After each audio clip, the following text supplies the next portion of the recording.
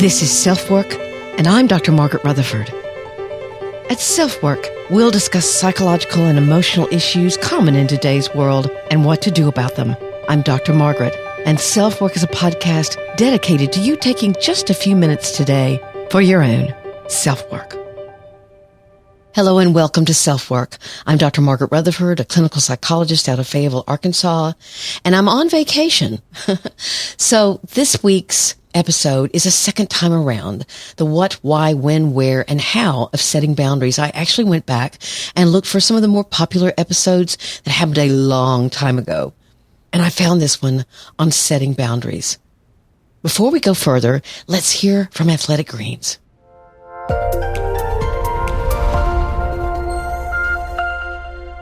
Our partner, AG1, has a product I use every day. I started taking Athletic Greens, frankly, because they were interested in sponsoring SelfWork, and I never recommend something to you without trying it first. With one scoop of AG1, whose taste is somewhere between sweet and tart to me, you'll get 75 high-quality minerals, vitamins, probiotics, adaptogens, and whole food source superfoods, which support everything from your gut to your immune system to your energy level.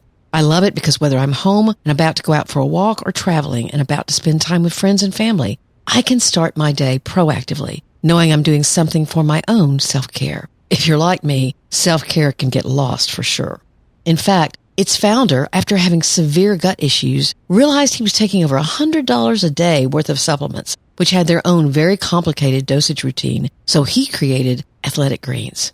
To make it easy, and because you're a SelfWork listener, Athletic Greens is going to give you a free 1-year supply of immune-supporting vitamin D and 5 travel packs with your first purchase. All you have to do is to visit athleticgreens.com/selfwork. Again, that's athleticgreens.com/selfwork to take ownership of your health and pick up the ultimate daily nutritional insurance.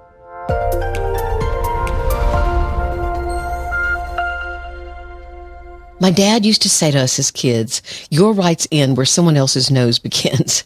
And that's where I began learning about boundaries.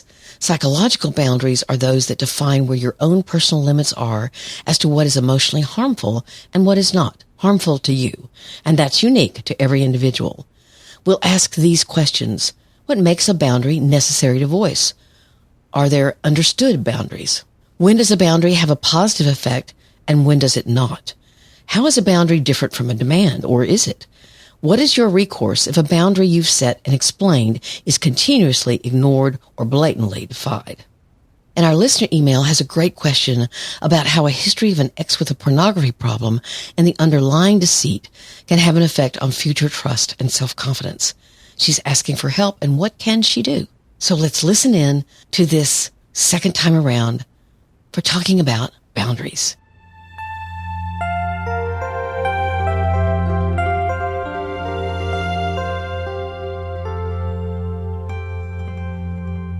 As I was beginning to write this, I could just wonder what your first reaction to hearing the word boundary is. Do you immediately think, well, boundaries keep you safe? Or does this spring to mind? Boundaries are a way to keep others out. Or even, boundaries are unnecessary in healthy relationships because there's respect. Whatever your first, almost innate response to the word is, that may suggest something about your own relationship history, whether or not you have a positive reaction to the word boundary or a negative one. Have your own boundaries been respected or abused or manipulated? That probably has a lot to do with how you consider the word itself. Here's actually a definition provided by the website Guide to Psychology. By definition, a boundary is anything that marks a limit. Psychological limits define personal dignity. When we say you just crossed a line, we are speaking about a psychological limit that marks the distinction between behavior that does not cause emotional harm and behavior that causes emotional harm. Yet for many, the concept of a boundary is a little difficult to understand. This definition uses the term emotional harm. I might add that when you define your limits or your boundaries, that you're also being specific about your values. And there are limitless differences in how those values or limits were formed. So there's a lot of difference in what our boundaries are. We've probably all had the experience of sitting by someone in a restaurant and they're talking on their cell phone so loudly you can hear their conversation. Now, that's a boundary for polite behavior for me. But you know what? Some folks wouldn't be bothered by that at all. I hadn't seen someone in a long time the other day, and I'd forgotten how much she tends to touch you when she talks. Just a light touch on the shoulder. But I guess it's how she stresses her point. It was a little weird feeling because I hadn't seen her in a long time. But I remembered that was her style. Now, if I had a history of physical or sexual abuse, that behavior might not be okay at all. So you can see how our boundaries are different. All of us have things we can tolerate or things that don't get to us, but that tolerance is created by what we've experienced in the past. For example, my husband knows not even to playfully hold me down. I tie that to the fact that I was sick a lot and in the hospital as a kid and had some experiences there that were unpleasant, that still strike me in kind of a primal way when someone, again, even jokingly, tries to hold me down. We've talked about triggers before, and that's a huge trigger for me. I have a boundary. Yet, if you have trouble with being assertive, voicing your limits or your boundaries could be very difficult for you. So we'll talk about some beliefs that go along with the idea that you can't or shouldn't have to set limits with others, and then how to go about risking this change so you don't get stepped on emotionally or psychologically as much as you may now. Assertiveness is really the key. Let me note here that if you are in an abusive relationship where you get treated more as an object instead of a human, or where there is endless manipulation of your behavior or feelings, then establishing good boundaries may not be possible because assertiveness isn't even safe. And because the other person has the distinct agenda of controlling or even hurting you. You'll just get laughed at or ridiculed if you try to voice your limits. The task here is to realize that if they don't have the capacity to honor or respect what you're asking or what is decent behavior, then you may need to consider leaving that relationship safely or to find some way to survive what you have to until you can consider what you need to do. But let's focus today on relationships where there is more safety. Now, you might fear a reaction like anger or defensiveness if you begin to set limits, but you're not in actual danger if you risk doing so. First, let's talk about what makes a boundary necessary to voice. It might seem unnecessary to you if you grew up in a family or a culture where there was a lot of respect shown for individual differences or preferences or values. If there were differences, even strong ones, but the reigning attitude was, we can agree to disagree, or I don't understand why that angers you, but I can respect it. You can certainly hear that these people not only can tolerate conflict, but they can respect and honor individual differences. But many of us didn't enjoy growing up with relationships like this, so we don't have that behavior in our arsenal or our skill set. Or you can make the mistake of assuming that others' limits are similar or even the same as yours. And that might be true, but it also could not be. Here's another example just from my own life. I had a friend a long time ago who was always 20 minutes late. She just assumed that wasn't a problem for me. What she didn't realize is that I'm a bit obsessive about time, which is not a strength. I'd get irritated. So I needed to talk to her about it. We came to the common sense solution that I'd tell her a time and then plan to show up 20 minutes after that time myself. We didn't have texting back then. And we kind of laughed about it, but I had to let her know it was a problem, so she worked on her end and I worked on mine. It wasn't a perfect solution, but it was better than becoming angry. So if you're taking a behavior personally, if every time that someone's late or they tend to gossip when you're uncomfortable doing so, or if they want to go to a bar for coffee and you're more comfortable in a coffee shop, whatever the boundary is, you can talk about it and not wait for it to just happen. What you don't want to do is assume that you know the boundaries of someone else when truly you don't. This leads to another important point. Voicing a limit or a boundary isn't the same as a demand. It's telling someone what you prefer, where you stand on something. You're not demanding anything or telling them they're wrong. You're just asserting your own values, your desires, or your limits. If you say, for example, to someone you really like at work, I know you're unhappy at work, but we work together. And I'm finding that I'm growing more unhappy myself after I listen to what you're unhappy about. I don't think I can be a regular sounding board on this. I wish I could. You know I care, but I can't. Maybe you might want to think about therapy. Now again, you can hear that this isn't a demand, but your colleague can hear that as, so, you never want me to talk to you again about being unhappy. Then they're hearing your boundary as a demand. Instead, they could hear that you're saying, you're my friend and I care about you, but I'm getting overwhelmed by how much we talk about being unhappy at work. So again, they could hear it as a request or simply that you've reached a limit. Now, you can't control the reaction. All you can control is the appropriateness and vulnerability of you being honest and assertive. Let's talk for a minute about cultural boundaries. They're often taught and accepted and make life simpler in a way for that culture. Those boundaries are rules people follow, kind of like lines on a street or turn signals or stop signs. In fact, I was lucky enough to have a visit to China where I had a niece there who was studying. And what I noticed in China, especially about the roads, was that the lines on the road are suggestions to them. They pay no attention to them. It was really very frightening as an American. But I noticed no one was having wrecks, so I just kind of sat back and thought, okay, let's go along for the ride. Work environments also have boundaries where certain behaviors are accepted and understood, so you fit into the culture of the work setting. Now, those can vary widely from workplace to workplace, from the way you dress to whether or not you clock in or out or whether you have flexible work hours. All of those become boundaries of acceptable behavior.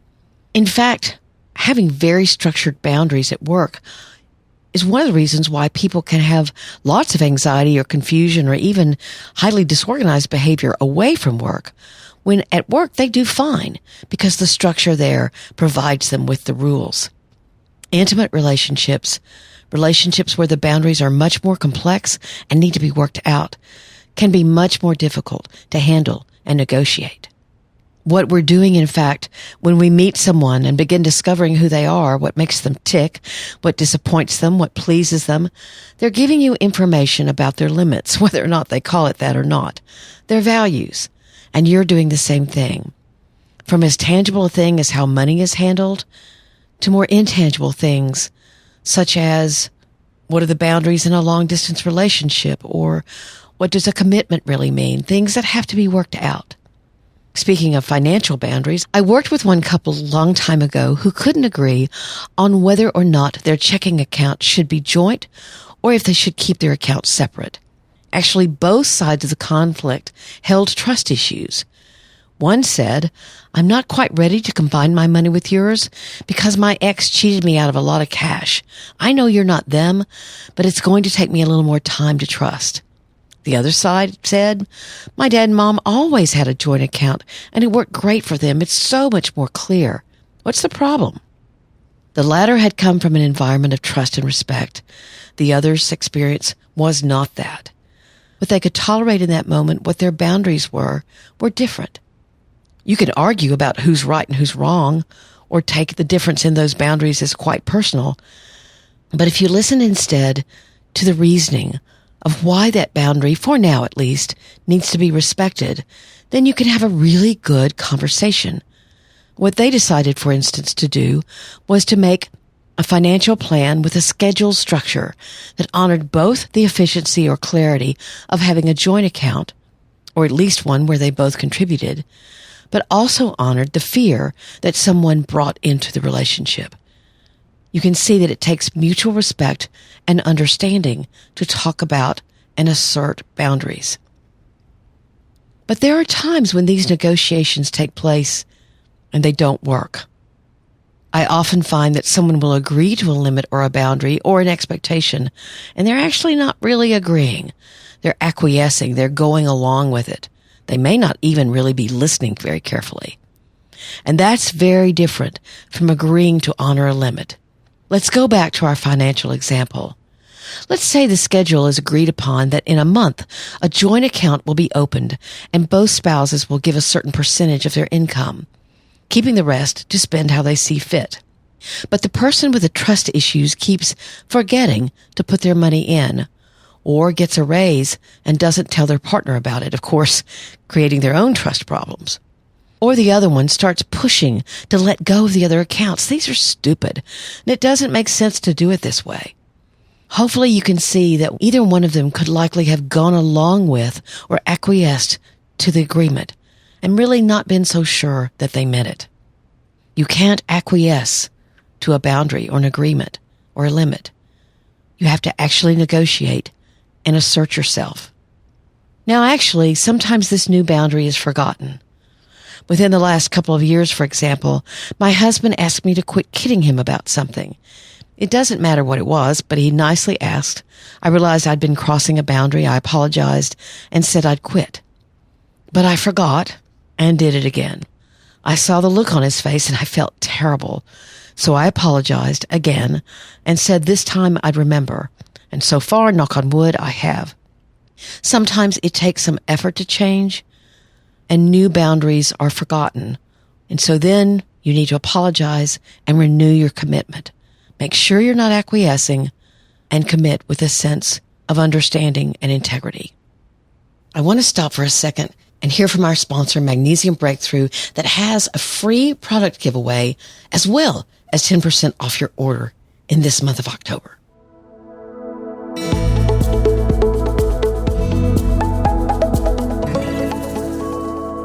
If you don't want to accidentally take a laxative and have the worst day of your life, listen to this. If you're currently taking a magnesium supplement, chances are you're flushing it down the toilet, and I mean that literally. You see, the most common type of magnesium is actually used as a laxative. So if you're taking it, you're literally pooping and peeing it out. Kind of ironic, isn't it? The worst part about magnesium deficiency is how it affects almost every aspect of your health. Your metabolism suffers, you can't lose weight, your blood pressure goes up, and a whole lot more. And the worst part, as we've talked about, is your sleep suffers. So what's the solution? It's called Magnesium Breakthrough, and it's my favorite magnesium product that I continue to recommend. It's the only full-spectrum magnesium supplement with 7 unique forms of magnesium that your body can actually absorb. And this month, they're including free bottles of their full line of digestive health products on select orders while supply lasts. That means you're getting free products to try that will support your digestive system. Now, this special offer is only available at magbreakthrough.com/selfwork. That's magbreakthrough.com/selfwork. And you got to enter the code SelfWork10 for 10% off any offer. So free product and 10% off. Try it.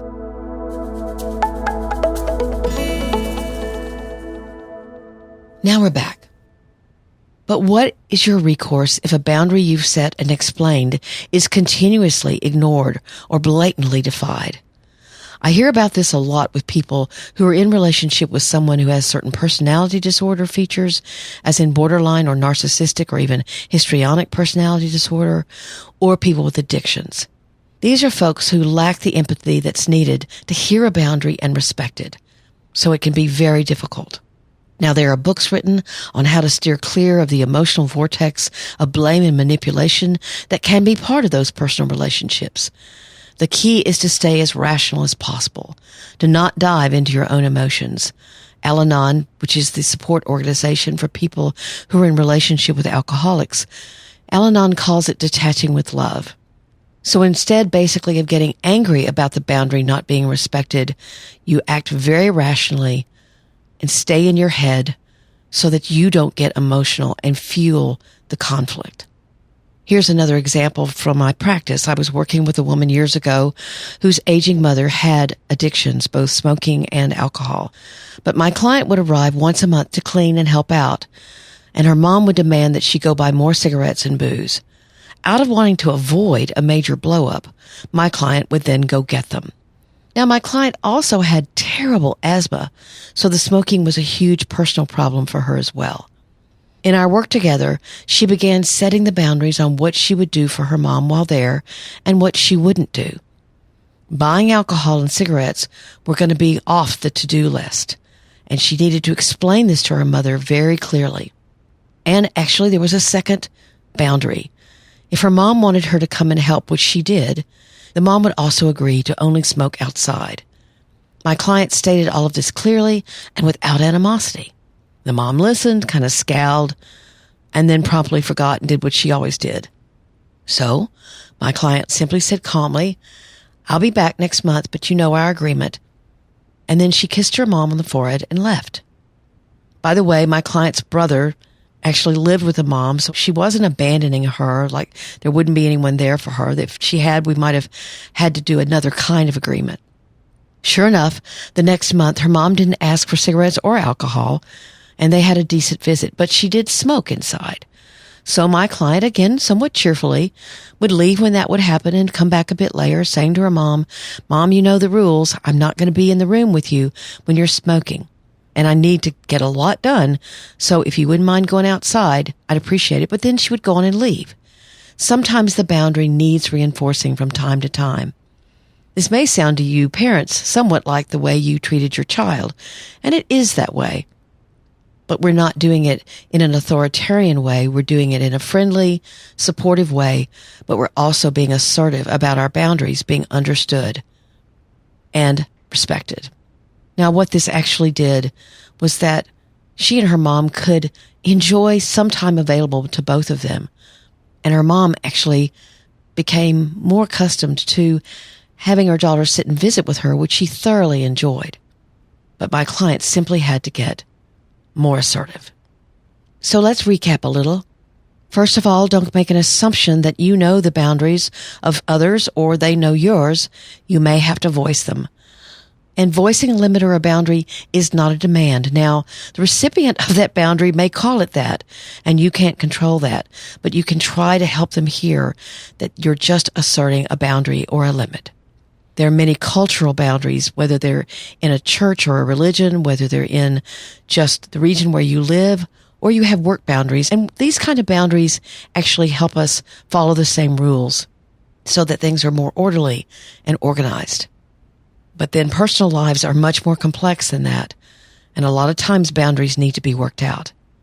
And then as we find out who our partners are and they find out who we are, we can work out our differences by understanding and respecting each other's boundaries and not arguing about who's right and who's wrong.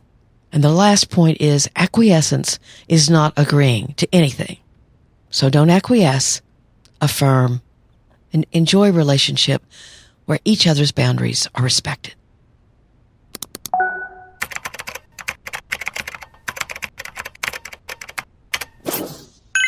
Our listener email today is from a woman who said, "Feel free to use this on your board or podcast, but I didn't want it under my Facebook ID.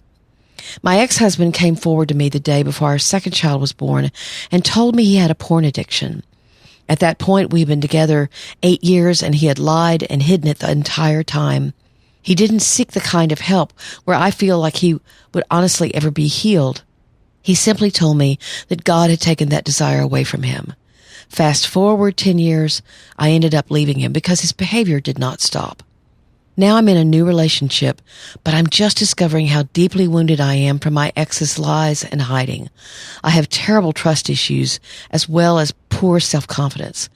Can you please point me in a direction to seek help for overcoming this, as I feel it will be detrimental to my new relationship as well as other areas in my life?" You know, I'm hearing more and more about pornography and its effects on relationships. Now, I want to stress that pornography, when it's known and it's not a secret, can be something that two people really enjoy in their relationship. This is not a condemnation of pornography. The problem is lying and deceit. So I say to her that very fact. Pornography and the fact that it's so often secret is a huge problem. And it takes time for many people to see the depth of the hurt that this has caused, as well as the deceit that went along with it. Just think about it. When you're driving through a horrible storm, you don't notice the effect it's having on your body. You can't pay attention to your fear. You're just trying not to drive off the road. So the trauma that can happen around relationships are similar. You don't see the damage that the lying and the deceit is doing, but it's having great damage. I hope you'll consider getting into therapy to find out what feels hard to work through. Is it anger? How can you build back your self-esteem or your self-confidence? Are you moving too fast with this new relationship and need to slow it down a bit? All would be quite normal. Now, Harriet Lerner wrote a book called The Dance of Deception that could be helpful, But please don't shame yourself for needing to deal with the after effects of your own storm.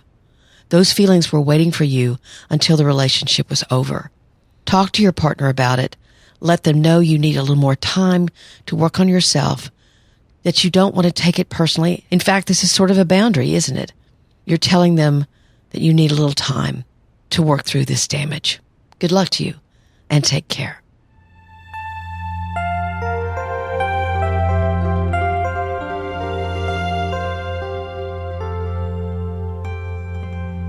Thank you as always for being here. These second time arounds are very popular, and it's fun to offer them to you. You can always email me at askdrmargaret@drmargaretrutherford.com and leave your own voicemail at SpeakPipe, or of course, email me. Please subscribe wherever you listen. Share the podcast with your friends and family. We've had over 1 million downloads just this year, so I know you're doing that, and I so appreciate it. You honor me by being here. Thank you so much. Please take very good care of yourself, of your loved ones, and of your community. And remember, we need to hear each other with some form of compassion and attempt at understanding rather than blame and judgment.